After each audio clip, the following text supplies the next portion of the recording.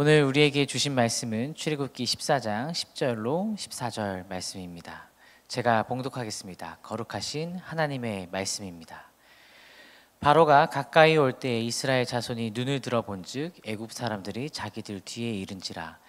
이스라엘 자손이 심히 두려워하여 여호와께 부르짖고 그들이 또 모세에게 이르되 애굽에 매장지가 없어서 당신이 우리를 이끌어내어 이 광야에서 죽게 하느냐. 어찌하여 당신이 우리를 애굽에서 이끌어내어 우리에게 이같이 하느냐.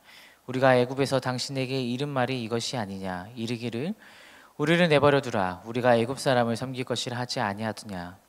애굽 사람을 섬기는 것이 광야에서 죽는 것보다 낫겠노라. 모세가 백성에게 이르되 너희는 두려워하지 말고 가만히 서서 여호와께서 오늘 너희를 위하여 행하시는 구원을 보라. 너희가 오늘 본 애굽 사람을 영원히 다시 보지 아니하리라. 여호와께서 너희를 위하여 싸우시리니 너희는 가만히 있을지니라. 아멘. 오늘 말씀을 통해서 하나님과 더 깊이 한 걸음 다가가는 저와 여러분 되길 소망합니다. 사랑하는 성도 여러분, 우리가 한 주간 동안 출애굽기의 극적인 하나님의 구원의 역사를 살펴보고 있습니다. 한 주간 말씀을 묵상하면서 가장 영화의 한 장면처럼 가장 강렬하게 남는 장면이 오늘 바로 애굽의 바로와 그의 병사들이 이스라엘 백성들을 쫓아오는 장면과 홍해를 건너는 장면일 것입니다. 오늘 본문에 이스라엘 백성들은 자기 자신들을 쫓아오는 애굽 사람들을 보고 심히 두려워하면서 혼란스러워합니다.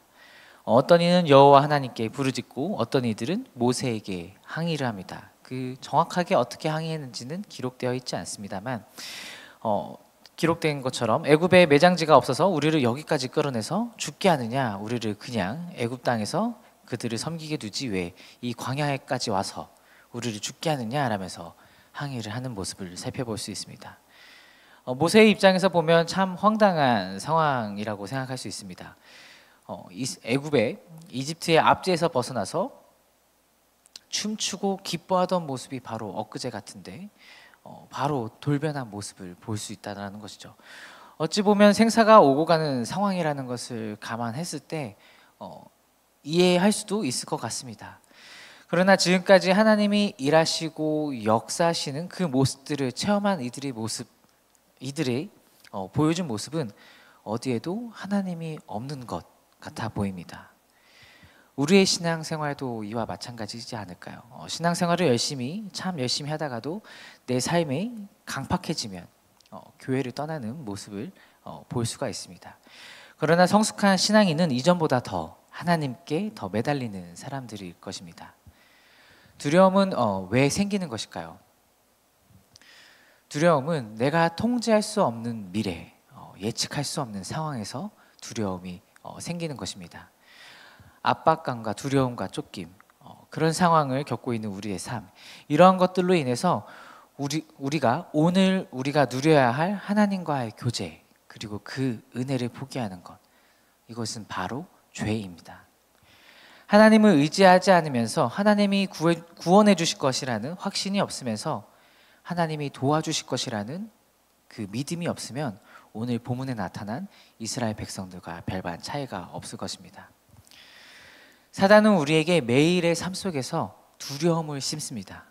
경제적인 문제, 가정의 문제, 직장의 문제, 공동체의 문제, 다양한 문제, 상황을 만들어가면서 우리를 끊임없이 하나님과의 관계가 멀어지게 하려고 하고 하나님과의 교제하는 것을 방해합니다.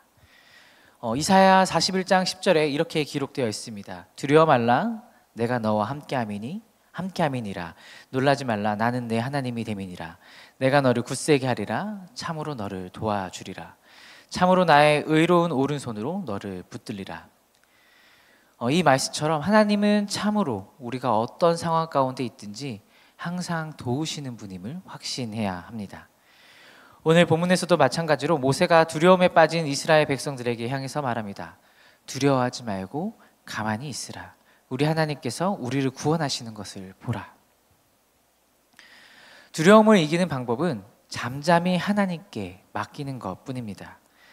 제가 처음에 두려움에 대해서 말씀을 드렸습니다.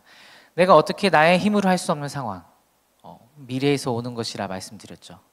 예측할 수 없는 미래, 통제할 수 없는 미래, 우리 하나님은 예측하지 못하는 것,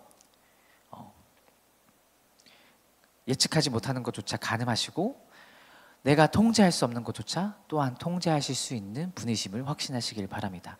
이것에 대해서 확신을 가질 때 우리는 담대함으로 두려움을 이길 수 있습니다. 모세는 미래에 대해서 승리를 예상했습니다. 하나님의 승리를 말하는 것이죠. 하나님은 가만히 침묵하시는 분이 아니라 이스라엘 백성들을 위해서 그리고 오늘을 살아가는 우리를 위해서 일하고 계시는 신실하신 분임을 확신하시길 바랍니다.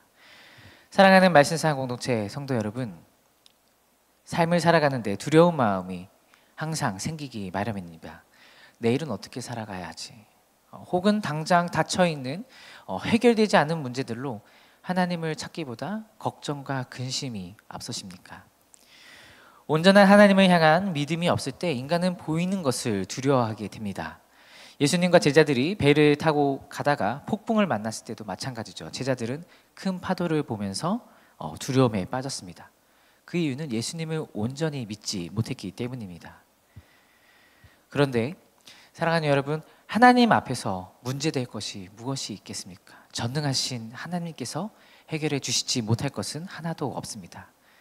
정말로 큰 문제는 우리가 하나님을 온전히 신뢰하지 못하고 믿지 못하고 있다는 사실입니다. 오늘로써 결단하시길 바랍니다. 온전히 하나님만을 의지하면서 의심하지 않는 그리스도인으로 살아가시길 바랍니다. 우리 앞에 모든 문제가 이제는 더 이상 문제가 아니게 됨을, 모든 것을 해결해 주시는 그 하나님을 경험하시길 바랍니다.